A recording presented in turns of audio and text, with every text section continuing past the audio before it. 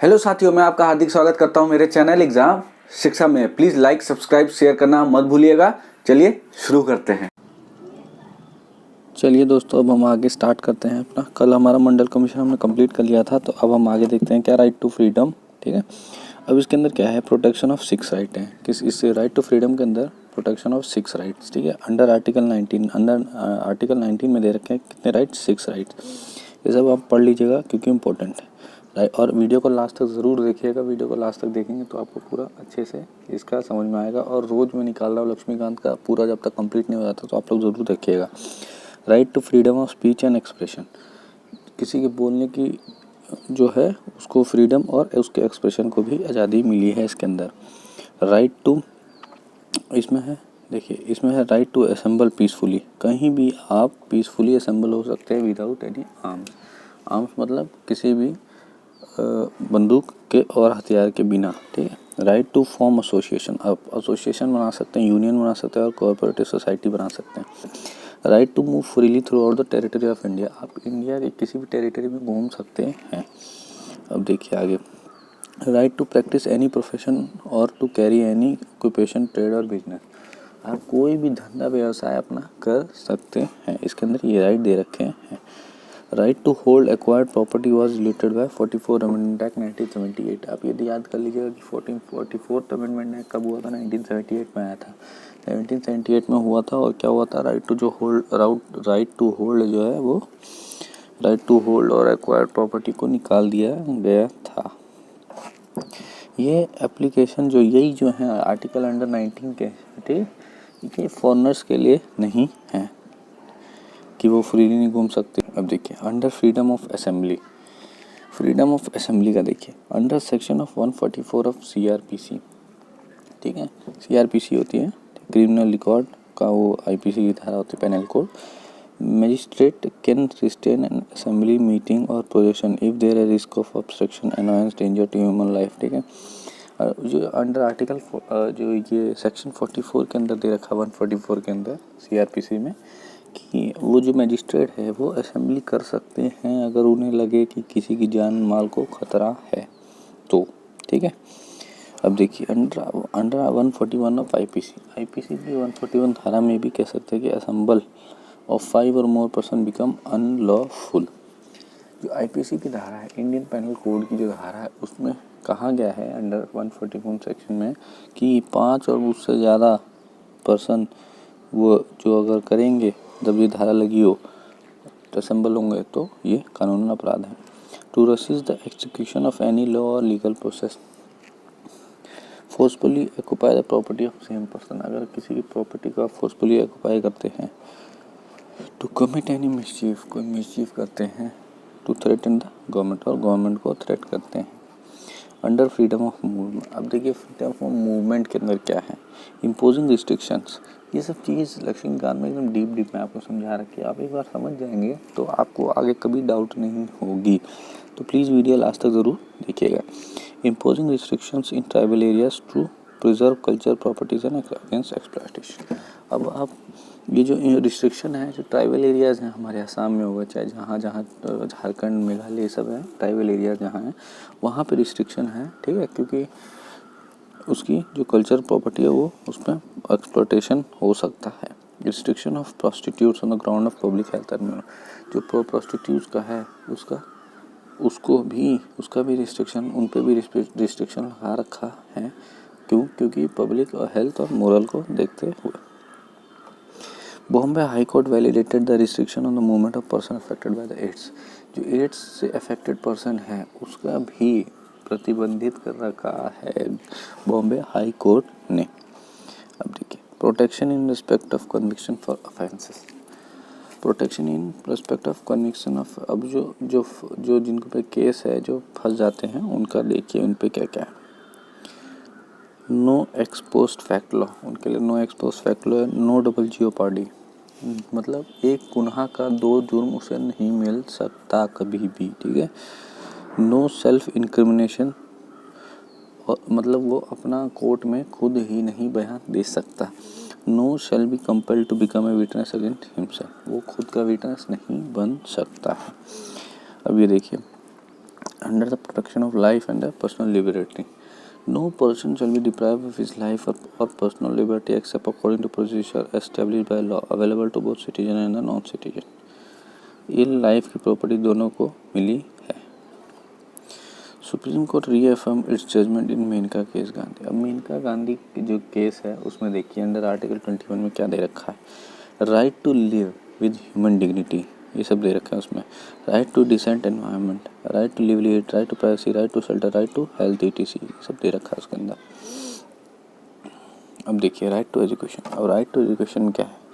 Article 21A जो है वो कहता है state self provide free and compulsory education.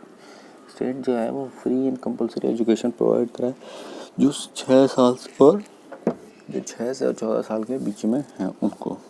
फिर लेकिन जब 86 कॉन्स्टिट्यूशनल अमेंडमेंट एक्ट आया, 86 कॉन्स्टिट्यूशनल अमेंडमेंट एक्ट ऑफ 2202 आया, उसमें दे रखा था major milestone in the countries aims to major milestone aim to achieve education for all. ठीक है, सबको मिलनी चाहिए education. Not enforceable in court, ये आर्टिकल 21 है, कोर्ट में एनफोर्सेबल नहीं है. ऑल्सो मैंशनड इन आर्टिकल 45 इन पार्ट 4. अब DPSP जो है उसमें भी एक्सप्लेन कर रखा है आर्टिकल 45 में. Directive principle of state policy DPSP मतलब scope of judicial intervention in this regard. Judicial intervention कर सकता है अगर कोई देखता है कि प्रॉब्लम है. RTE right to education act कब आया था. 2009 में आया था. ठीक है, 2009 में आया था sir. Provide that every child has a right to provide full-time elementary education or satisfactory and equitable quantity in a school. ठीक है, ये जो protection against arrest and detention, protection against arrest and detention है वो दे रखा है article 22 में.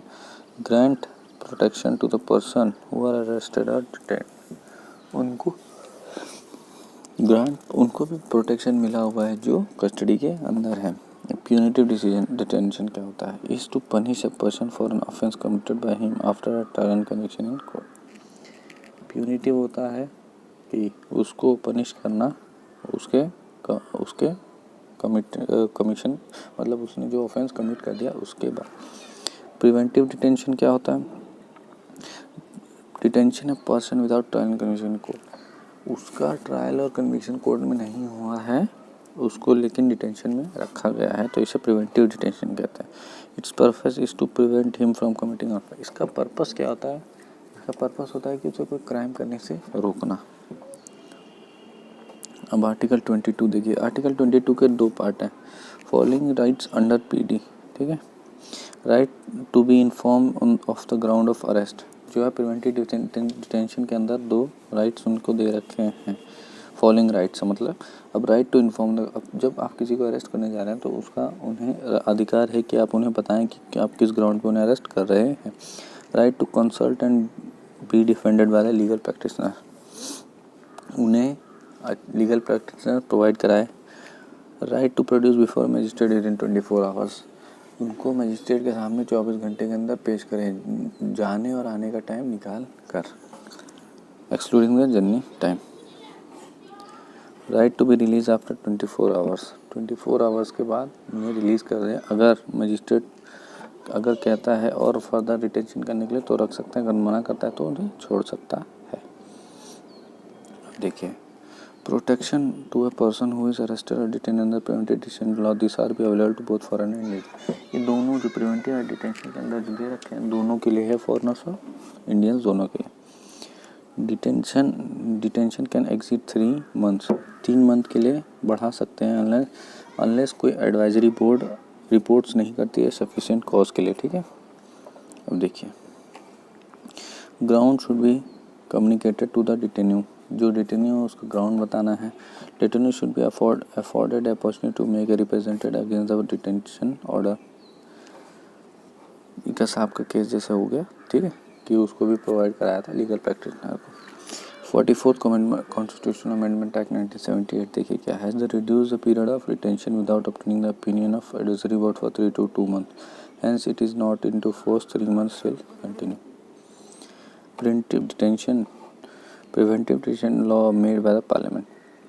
अब जो प्रिवेंटिव डिटेंशन का लॉ है पार्लियामेंट ने बनाया है, क्या देखिए, प्रिवेंटिव डिटेंशन एक्ट 1950, जो प्रिवेंटिव डिटेंशन एक्ट है वो 1950 वो एक्सपायर हो गया था, एक्सपायर्ड इन 1969 में। फिर मेंटेनेंस ऑफ इंटीगन मीसा जो आया था 1971 वो रिपील हुआ 1978 में। अब देखिए, conservation of foreign exchange and preventive of smuggling activity ये आया था कोफेपोसा 1970 उसने। NSA एक्ट जो अभी चल रहा है 1980 में, prevention of black marketing and maintenance of supply of essential commodity के लिए भी ये अभी आया है, ठीक है। ये एक टाड़ा था, टेररिस्ट एंड डिस्ट्रप्टिव एक्टिविटीज़, ये भी आया था कब, 1985 में, फिर रिपील हुआ 1995 में। Prevention of illicit traffic in narcotic drugs में ये आया था, कौन सा, PITNDP सा। अब राइट टू कॉन्स्टिट्यूशनल रेमेडीज, जो राइट्स हैं कॉन्स्टिट्यूशनल रेमेडीज के वो देखिए। आर्टिकल 32 कन्फर करता है कि right to remedies for enforcement of fundamental rights of an aggrieved citizen. अगर किसी का फंडामेंटल राइट्स का कानून होता है तो उसमें कॉन्स्टिट्यूशनल रेमेडीज दे रखी है अंडर कौन से, आर्टिकल 32 के अंडर। डॉक्टर BR अम्बेडकर ने इसे क्या कहा है, BR अम्बेडकर ने इसे कहा है क्या, soul and heart of the constitution. ये बेसिक स्ट्रक्चर ऑफ कॉन्स्टिट्यूशन है, हैंस कैन नॉट बी एवरेज और टेकन अवे। इसे ले नहीं सकते और इसे हटा नहीं सकते, ठीक है, अमेंडमेंट से। अब देखिए क्या है, इट कंटेन 4 प्रोविजन। अब इसके अंदर 4 प्रोविजन है। Right to move supreme court by appropriate proceeding from enforcement of the fundamental rights is guaranteed, ठीक है। Supreme court shall have power to issue direction और ऑर्डर्स और writs for the enforcement of any fundamental rights. ये जो अब Ritz देखिए कौन कौन से होते हैं, हार्बियस कॉर्पस, मैंडेमस, सेटियोरी, को वारंटो प्रोविजन, ठीक है। अब हाई कोर्ट के अंदर आता है कौन सा आर्टिकल के अंदर, 226 के अंदर, और जो सुप्रीम कोर्ट के अंदर आता है वो है 32 आर्टिकल, ठीक है। Constitution provide that president can be suspend the right to move any court for enforcement of fundamental right during national emergency. अब नेशनल इमरजेंसी में प्रेसिडेंट किसी को भी मना कर सकता है, आर्टिकल 359 के अंडर, कि वो सुप्रीम कोर्ट जाए। अब रिट देखिए, उसका स्कोप देखिए, writs and type of scope, writ और उसका स्कोप देखिए। सुप्रीम कोर्ट बताया जैसा कि 32 और high court 226। Only supreme court and high court allow the writs not others. और कोई जो कोर्ट्स है वो अलाउ नहीं कर सकते एक्सेप्ट सुप्रीम कोर्ट और हाई कोर्ट को छोड़ के। कहाँ से, borrowed from English law where they known as prerogative writs. यहाँ इसे इंग्लिश से लिया गया है, इंग्लिश लॉ से लिया गया, और वहाँ पर उन्हें क्या कहते हैं, prerogative writs. Writs of supreme court is differ from high court. ये जो अब सुप्रीम कोर्ट का है वो हाई कोर्ट से डिफर करता है। सुप्रीम कोर्ट इशू करता है writ only on enforcement of fundamental right. Supreme court कब करता है इशू, जब कोई किसी का फंडामेंटल राइट्स का हनन होता है तब ही। और हाई कोर्ट करता है कब, not only for enforcement of but on any purpose, कोई भी पर्पस के लिए हाई कोर्ट कर सकता है। Issue against person of government through out the territory of India. Issue against government person और गवर्नमेंट के खिलाफ भी कर सकते हैं वाइल सुप्रीम कोर्ट में। While high court issue writ against person authority located with in territory. वो जो टेरिटरी है, जिस हाई कोर्ट की टेरिटरी है, उसके अंदर के लोग के लिए ही ये वो रिट होगा, ठीक है। अब देखिए, remedy under article 32 is itself है फंडामेंटल राइट्स। अभी जो रेमेडी है उसके अंदर आर्टिकल 32 के अंदर वो इटसेल्फ है फंडामेंटल राइट, वो फंडामेंटल ही राइट्स है। एंड सुप्रीम कोर्ट में not refuse to exercise its own writ its root jurisdiction, वो मना नहीं कर सकता, ठीक है। और जो अंडर आर्टिकल 226 के अंदर वो डिस्क्रिशनरी है, हाई कोर्ट में रिफ्यूज, अगर वो रिफ्यूज भी कर सकते हैं। Supreme court is thus constituted as defender and guarantee of fundamental. Supreme court क्या है, फंडामेंटल राइट्स का गारंटियर और डिफेंडर है। अब देखिए कौन क्या क्या होते हैं रिट्स। हार्बियस कॉर्पस मतलब to have a body, to order issued by the court to a person who is detained under person to produce the body of latter before it. अब किसी को किडनैप कर लिया गया जैसे, तो उसे कोर्ट में पेश करना पड़ेगा अगर ये रिट यूज़ होता है तो। देन ये अब कोर्ट लीगैलिटी उसको एग्जामिन करेगा, it's bulwark of individual liberty against the arbitrary detention issued against public as well as private individuals. एक पब्लिक और प्राइवेट दोनों के लिए हो सकता है। Not issued where detention is lawful, अगर डिटेंशन लॉफुल है तो नहीं यूज़ होगा। The proceedings is contempt of the legislature और the court. Detention is complete court is by a complete court, अगर डिटेंशन कोर्ट के द्वारा है तो नहीं होगा। Detention in outside the jurisdiction of court, अगर जुरिडिक्शन ऑफ कोर्ट के आउटसाइड है तो ये होगा। मैंडेमस क्या होता है? We command. अब वी कमांड देखिए, मैंडेमस मतलब we command issued by the court to public officials asking them to perform. अगर कोई ऑफिशियल पर्सन है वो ड्यूटी नहीं कर रहा है तो ये रिट उसी के लिए है, तो जो सुप्रीम कोर्ट है वो ऑर्डर देगा उसको काम करने के लिए, अगर वो ड्यूटी अपनी फेल कर रहा है तो। अब देखिए, also issued against any public, किसी भी public inferior court, tribunal court, किसी के लिए भी यूज़ होता है। किसके लिए नहीं होता? देखिए, अगेंस्ट प्राइवेट इंडिविजुअल और बॉडी, प्राइवेट इंडिविजुअल के लिए नहीं होता। और टू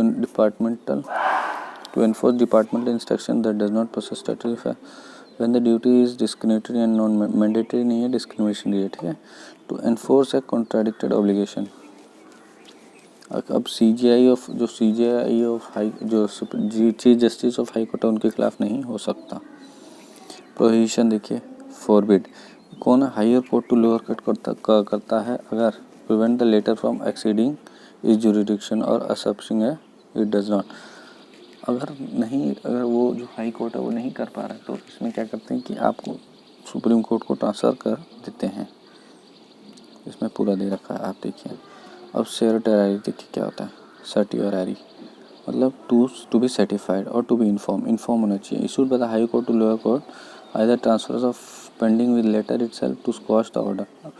अगर वो नहीं कर पा रहा तो वो सुप्रीम कोर्ट है उसको स्क्वैश कर सकता है उनके ऑर्डर्स को, ठीक है, और खुद उनको पूरा ले सकता है केस अपने हाथ में। और ये जो को वारंटो है, देखिए क्या है quo warranto, by what authority? Issued by the court to inquire into the legality of the claim of person public office. Hence it is a legal obstruction of public offences by a person, ठीक है। Cannot be issued against ministerial, ये ministerial office के against वो मतलब नहीं हो सकता। अब देखिए क्रिटिसिज्म ऑफ फंडामेंटल राइट्स। अब फंडामेंटल राइट्स का क्रिटिसिज्म देखिए, एक्सेसिव लिमिटेशंस है इसमें। अब क्या है इसमें, जो क्रिटिसिज्म बता रखा है किसी ने, एक्सेसिव लिमिटेशंस है, इनन्यूमरेबल एक्सेप्शंस है, क्रिटिसाइज रिमार्क को कॉन्स्टिट्यूशन ग्रांट्स फंडामेंटल राइट्स यूनान एंड एक साइड देता है एक साइड ले लेता है, तो ये चीज़ बता रखी है। नो सोशल इकोनॉमिक राइट, इसमें कोई सोशल और इकोनॉमिक राइट्स नहीं है।